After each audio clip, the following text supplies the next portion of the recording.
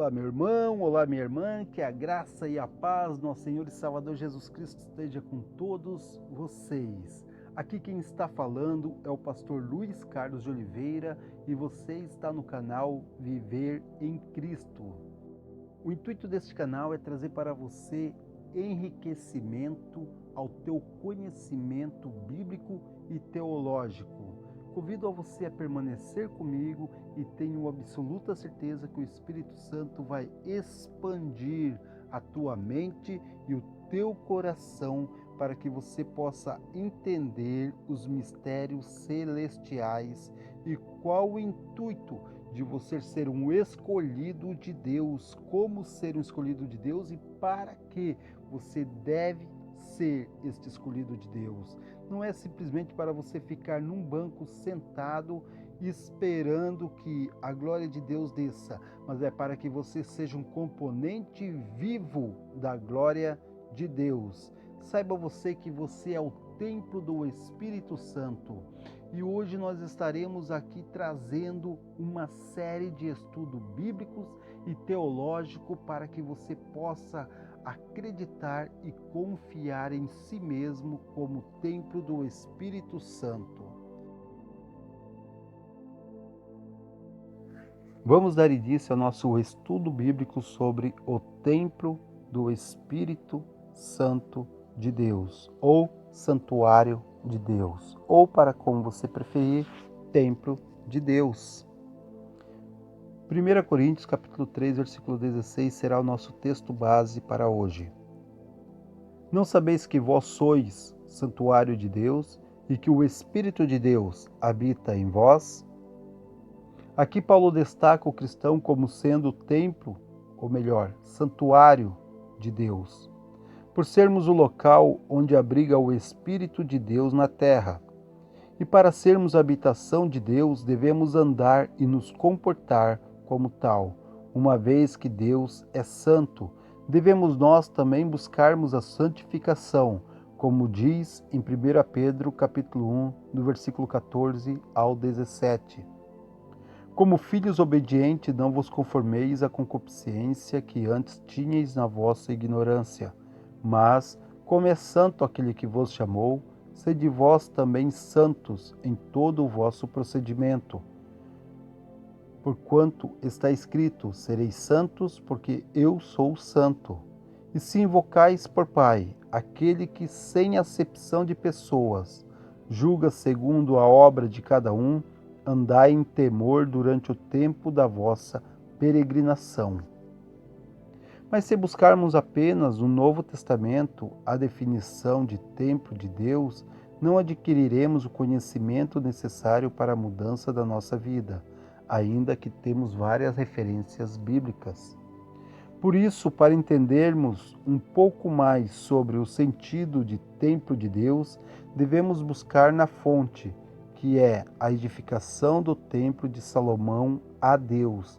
Para isso, vamos para o Velho Testamento, em 2 Crônicas, capítulo 3, e ali mastigarmos bem a palavra de Deus. 2 Crônicas, capítulo 3, versículo 1. Então Salomão começou a edificar a casa do Senhor em Jerusalém e no Monte Moriá, onde o Senhor aparecera a Davi, seu pai, no lugar que Davi tinha preparado na eira de Ornã, o Jebuseu. No versículo 1 do capítulo 3 de 2 Crônicas, o que se destaca é o local e o lugar do templo de Deus, onde que foi edificado. Monte Moriá e Jerusalém. Devemos entender que este local e lugar são proféticos, e se estudarmos sobre eles, descobriremos que ambos têm um papel relevante, ou até mesmo importante, para que possamos nos tornar santuários de Deus. No Monte Moriá, mais conhecido como Deus Proverá, ficou conhecido assim devido ao acontecimento que envolveu Abraão e a seu filho Isaque. A história você encontra em Gênesis capítulo 22, do versículo 1 ao 17. Foi em Moriá e possivelmente deste mesmo monte que Abraão iria sacrificar seu filho em obediência, amor e dedicação a Deus. Mas como podemos ver nas Sagradas Escrituras, na hora em que Abraão levanta o seu braço, tendo em sua mão o cutelo, pronto para imolar Isaque, seu filho amado, ele ouve uma voz de um anjo que brada do céu e diz: Não estendas as mãos sobre o mancebo, e não lhe faças nada, porquanto agora sei que temes a Deus, visto que não me negaste teu filho, o teu único filho. Gênesis 22, 12. A Bíblia diz que neste momento Abraão levanta seus olhos e atrás estava um carneiro embaraçado no mato pelos chifres. Era o carneiro a providência de Deus, pelo que chamou a Abraão aquele lugar Jeová Jirê, donde se diz até o dia de hoje, no monte do Senhor proverá. Gênesis 22, 14. Esse carneiro é a representação do Cordeiro de Deus que foi sacrificado no nosso lugar, ou seja, Jesus Cristo. João capítulo 1, versículo 29, você vai ver João Batista chamando Jesus Cristo de Cordeiro de Deus, mencionando ele aos seus discípulos e destacando que Jesus trazia esta referência devido ao sacrifício por expiação do pecado do Velho Testamento, mas também pelo mesmo fato de Deus ter provido um carneiro ou um cordeiro, se assim você preferir, para que Abraão não sacrificasse seu filho. No dia seguinte, João viu a Jesus que vinha para ele e disse: Eis o Cordeiro de Deus que tira o pecado do mundo. João 1, 29. Mas também podemos ter em mente que, assim como Abraão, sendo um homem suscetível a erros e a falha, não negou seu filho, seu único filho, por amor, dedicação e reverência a Deus, assim também Deus providenciaria o seu Filho unigênito para morrer por amor do mundo, como nós veremos em João capítulo 3, versículo 16. Porque Deus amou o mundo de tal maneira que deu seu Filho unigênito, para que todo aquele que nele crer não pereça, mas tenha a vida eterna. Foi devido ao sacrifício de Cristo que recebemos a oportunidade de sermos templo do Espírito Santo. Uma vez que isso nos concedeu a remissão dos pecados e o recebimento do Espírito Santo, pois foi uma promessa feita aos seus discípulos antes de entregar seu corpo em sacrifício por amor de nós. João 14, 16 e 17. E eu rogarei ao Pai, e ele vos dará outro ajudador, para que fique convosco para sempre, a saber, o Espírito da verdade, o qual o mundo não pode receber, porque não o vê nem o conhece, mas vós o conheceis, porque ele habita convosco e estará em vós. Perceba que Jesus fala para o futuro, estará em vós. Isto porque ainda não havia sido sacrificado. Mas depois do sacrifício, como sabemos, ele ressuscita. Ao ressuscitar, ele dá uma ordem aos discípulos. Aí que entra a segunda parte deste mistério, o lugar. Jerusalém.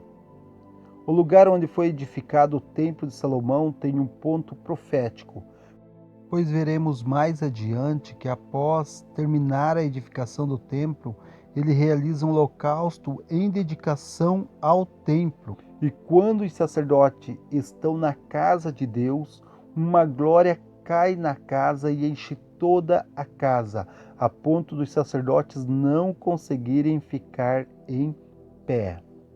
Você encontra esta passagem ali em 2 Crônicas, capítulo 5, do versículo 1 ao 14. Mas, precisamente no versículo 13 e 14, diz assim: Quando os trombeteiros e os cantores estavam acorde em fazerem ouvir uma só voz, louvando ao Senhor e dando-lhe graças, e quando levantavam a voz com trombetas e símbolos e outros instrumentos de música, e louvavam ao Senhor, dizendo: porque Ele é bom, porque a sua benignidade dura para sempre. Então se encheu de uma nuvem a casa, a saber, a casa do Senhor, de modo que os sacerdotes não podiam ter-se em pé para ministrar, por causa da nuvem, porque a glória do Senhor encheu a casa de Deus. Daí você pode perguntar: mas onde que Jerusalém é uma profecia a respeito de sermos o templo do Espírito Santo? Sim, o fato de Salomão ter escolhido Jerusalém para edificar um templo a Deus.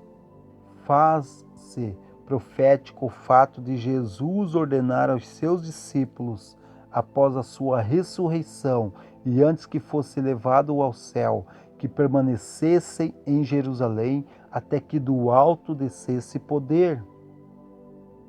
E eis que sobre vós envio a promessa de meu Pai. Ficai, porém, na cidade, até que do alto sejais revestido de poder. Lucas 24, 49. Daí você pergunta, mas aqui não menciona que é Jerusalém. Aqui só fala a cidade. Mais para frente nós veremos onde que estavam seus discípulos quando a promessa feita por Deus através do profeta Joel viria se cumprir. Isso aconteceu 10 dias após Jesus ter sido elevado aos céus no dia de Pentecoste, como podemos ler em Atos dos Apóstolos, capítulo 2, do versículo 1 ao 4.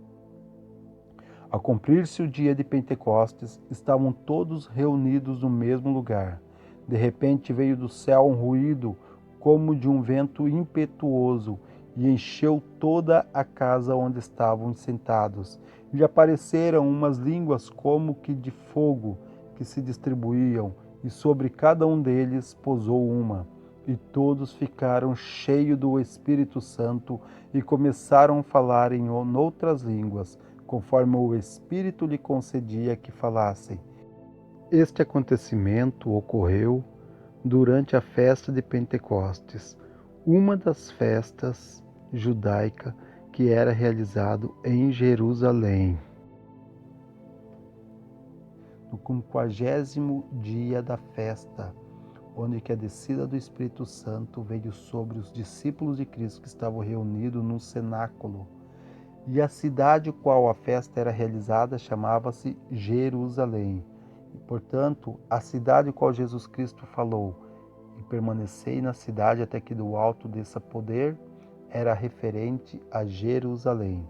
Assim podemos observar que estrategicamente foi escolhido o local e o lugar em que o templo de Deus fosse edificado por Salomão. Uma vez que pela fé em Cristo Jesus, nós nos tornamos um novo templo de Deus, como diz as Sagradas Escrituras. 1 Coríntios, capítulo 3, versículo 16. Não sabeis que vós sois o templo de Deus e que o Espírito de Deus habita em vós? Se compararmos o capítulo 5 de 2 Crônicas, o qual eu citei aqui nesse estudo, com a descida do Espírito Santo, referente ao Atos dos Apóstolos, capítulo 2, versículo 1 ao 4, veremos que, assim como lá a casa ficou cheia da glória de Deus, em Atos dos Apóstolos, capítulo 2, também vemos os discípulos de Cristo se encher da glória de Deus. Assim também, queridos, todos aqueles que recebem Jesus Cristo como seu único e suficiente Salvador, pode sim ser o templo do Espírito Santo e sentir a glória de Deus em si mesmo. Por isso eu faço uma pergunta para você. Você quer sentir a glória de Deus em você? Você aceitaria neste momento Jesus Cristo como seu único e suficiente Salvador? Pense que você será o templo do Espírito Santo. Você terá a oportunidade de receber a glória de Deus em você. Apenas aceite Jesus. Apenas abra o teu coração para Jesus, pois foi Ele mesmo que disse em Apocalipse capítulo 3, versículo 20: Eis que eu estou à porta e bato. Quem ouvir a minha voz e abrir a porta, eu entrarei e cearei com ele e ele comigo.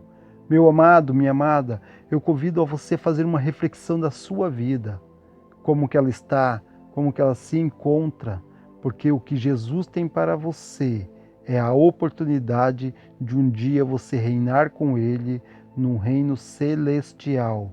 Mas ainda aqui nesta terra, você pode receber uma paz eterna, uma paz de espírito, uma paz que o mundo não pode te oferecer, uma alegria que o mundo não pode te proporcionar, uma alegria espiritual.